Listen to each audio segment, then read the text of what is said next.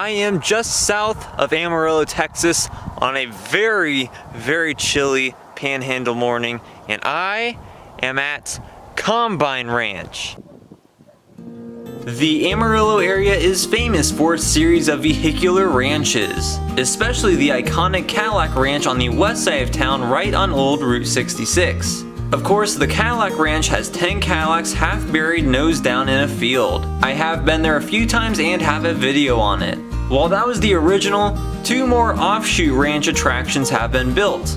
A good ways east of town on Route 66 near Conway is the VW Slugbug Ranch, which I have also visited and have a video on. But the other and least known of the 3 is this agriculture themed ranch composed of combines.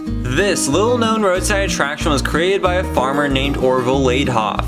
The story goes that when he didn't know what to do with a broken down combine, his wife joked that he should just bury it. So that's kind of what he did. He half buried the combines at 45-degree angles as an homage to Cadillac Ranch. And now there are 14 combines, a whole city of them. Instead of tipping cows, he was tipping combines. You can see the combines are planted with the blades up. Now, one of the gimmicks with Cadillac Ranch and Slugbug Ranch is that visitors can graffiti and deface them all they want. Well, that is not allowed here at Combine City. It's much more refined here.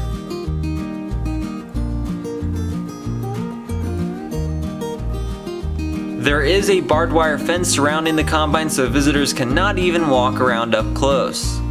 We just have to view from the road. Still, this is a pretty cool installation and a worthwhile roadside attraction to visit in Amarillo. Now I'm going to take a drive to the next spot as the sun rises over the expansive Texas Panhandle.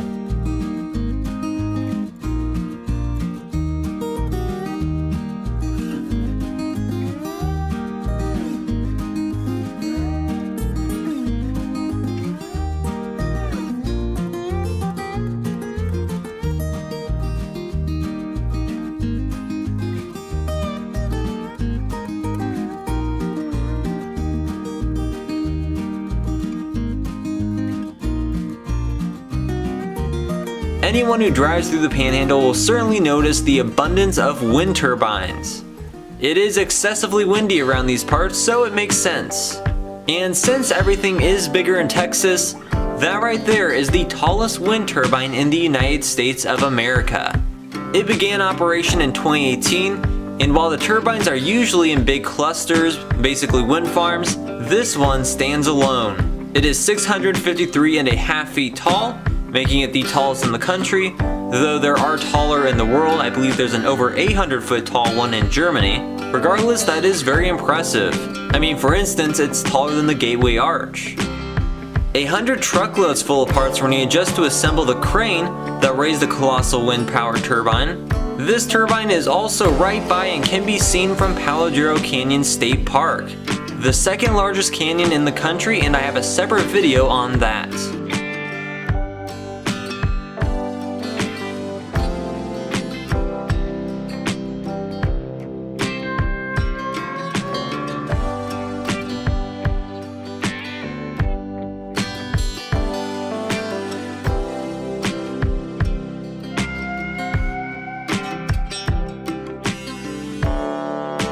Now heading into Canyon, Texas, and we're off to see one of the great roadside icons of the Lone Star State.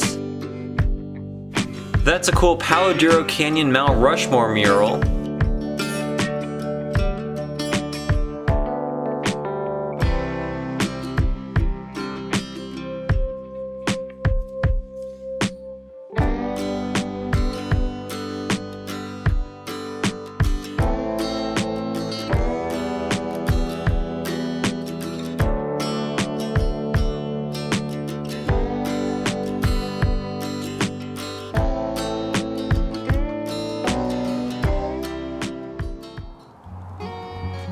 Here he is, Tex Randall, the Big Texan. This is an old and astoundingly massive statue of a Texas cowboy. He was created in 1959, so this statue is over 60 years old now. Tex Randall is 47 feet tall and is composed of steel and cement. His lanky frame is supported by cables to anchor him down in this high wind and tornado prone region. Like I mentioned, he was built back in 1959 by a local shop teacher named William Henry Wheeler for Wheeler's Western store on Route 60.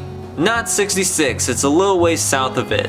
The store that used to be here sold Western clothing like Tex Randall is wearing, so it was a very appropriate and impressive advertising tool. Today Route 60 has been rerouted and you have to go off an exit under an overpass to even see the towering statue. So when the highway was altered, the store closed and the cowboy, dubbed Texas's biggest Texan, fell into severe disrepair due to the weather and vandalism from guns and semi-trucks. In 1987, locals rallied to save the cowboy. So he was repurposed, given a mustache, new clothes, they replaced his cigarette with a spur, and named him Tex Randall. He fell into disrepair again, and since moving him would be impossibly expensive, almost all hope was lost in saving this icon.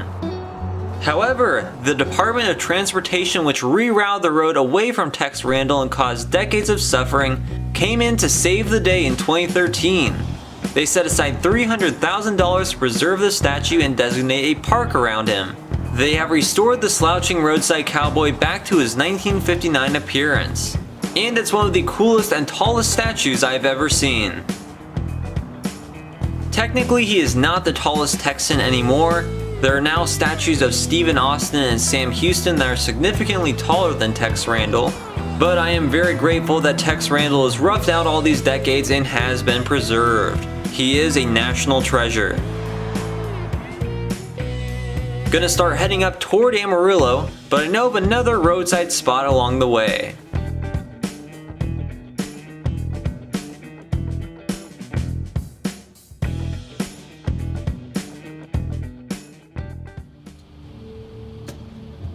Here in the middle of another anonymous Panhandle field is a giant pair of legs, known as Ozymandias on the plains. Now this seems very random, but there is a story behind them. This graffiti plaque reads that in 1819, while on their horseback trek over the Great Plains of New Spain, Percy Bysshe Shelley and his wife Mary Wollstonecraft Shelley, the author of Frankenstein, came across these ruins. And so, these very legs inspired Percy Shelley to write his most famed poem, Ozymandias. Now that's a made-up story, these are not ancient ruins, and Percy and Mary Shelley never traveled to New Spain during their relatively short and rough romance, but it's still an interesting concept. I really like that actually.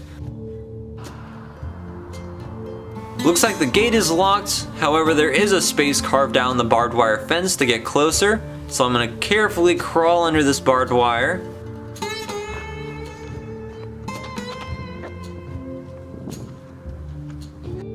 Perhaps in an alternate timeline, Percy Shelley came across these very legs and wrote his immortal lines. I met a traveler from an antique land who said, "Two vast and trunkless legs of stone stand in the desert, and on the pedestal these words appear. My name is Ozymandias, King of Kings.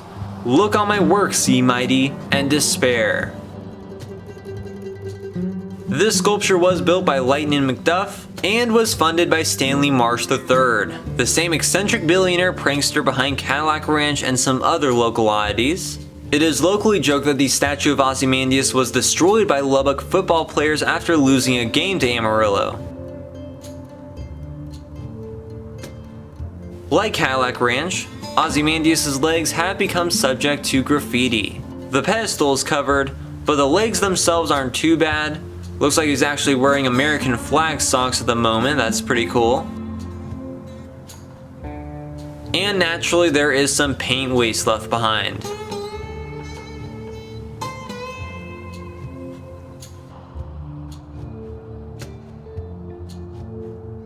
Well, this was very unique and I appreciate the imaginative literary connection. Now let's hit the road once again.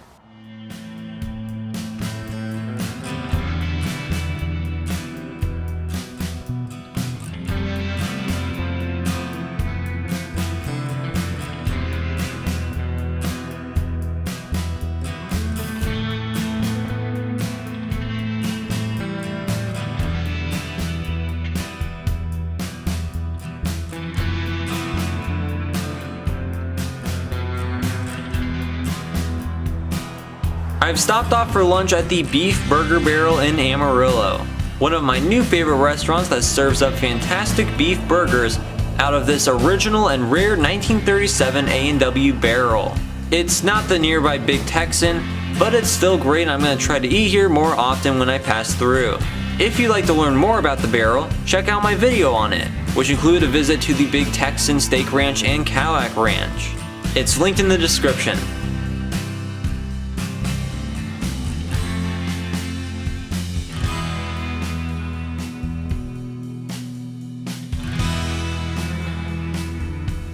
If you enjoyed this video, then please like, share, and subscribe. Make sure to check out my other videos on all sorts of unusual roadside attractions and much more in Texas and across the country. Thanks for watching.